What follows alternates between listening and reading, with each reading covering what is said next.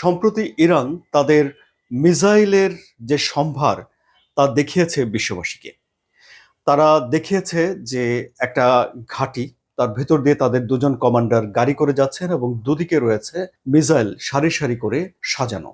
এখানেই ইরান তাদের অস্ত্র প্রদর্শন শেষ করেনি। এবারে স্থানীয় গণমাধ্যমে এসে তাদের পদাতিক বাহিনীর কমান্ডার কিউমার্স হায়দারি বেশ কিছু তথ্য তুলে ধরেছে, যা শুনলে অনেকেরই পিলে চমকে যাবে। কি বলছেন তিনি?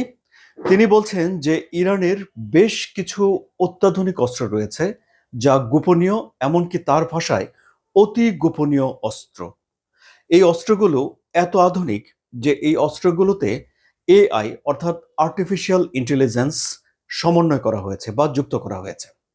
এবং এই অস্ত্রগুলো এই কমান্ডারের মতে অর্থাৎ ব্রিগেডিয়ার হায়দারির মতে শত্রুর যে কোনো আক্রমণে রুখে দিতে পারবে এবং যে কোনো জায়গাতে তারা শত্রুকে কাবু করে ফেলতে পারবে।